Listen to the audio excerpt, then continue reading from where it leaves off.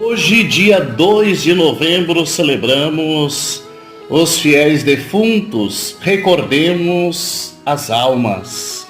Em vez de propor-nos hoje a veneração de um santo, a Igreja nos convida a comemorar pelo nosso sufrágio as almas dos fiéis já falecidos.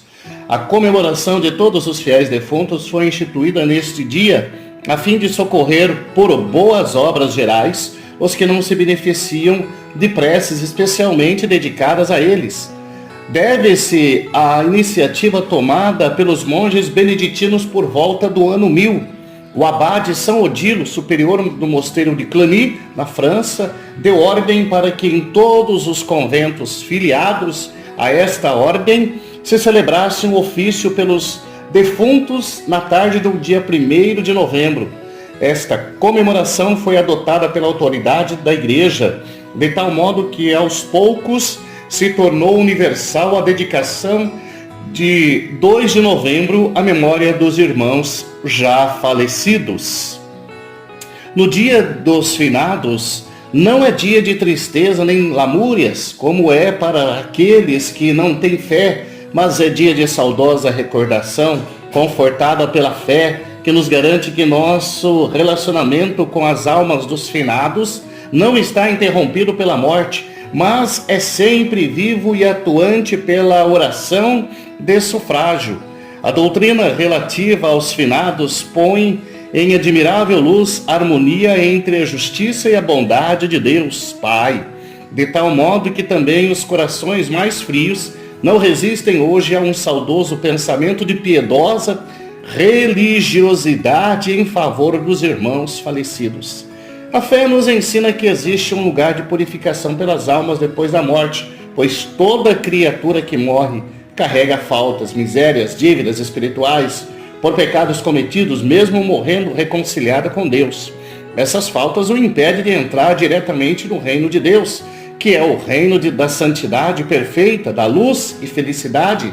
Deus, em sua bondade, providenciou um lugar de purificação que a tradição da Igreja chamou de purgatório, como afirma o Catecismo da Igreja Católica.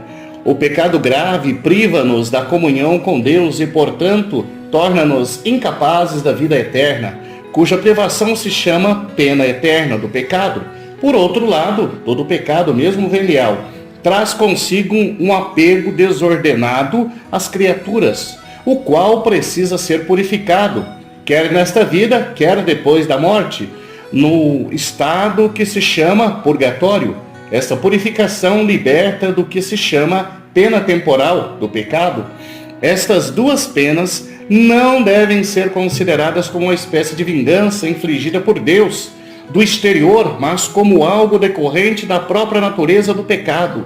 Uma conversão procedente de uma caridade fervorosa pode chegar à total purificação do pecador, de modo que nenhuma pena subsista, como vai dizer no número 82 do Catecismo da Igreja Católica, da número 1472.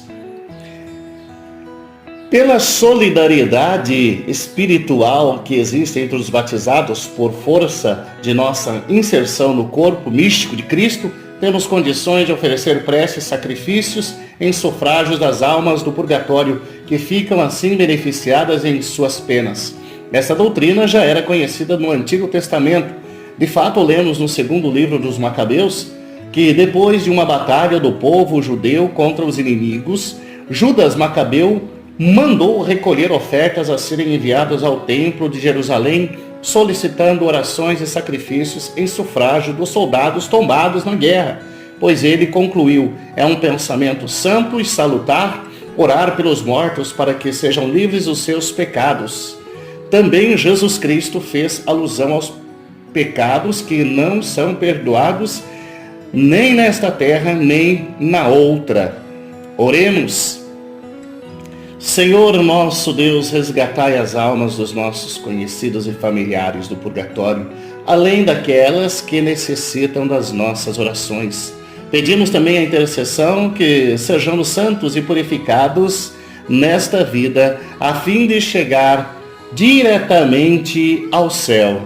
Pelas almas do purgatório, rogai por nós.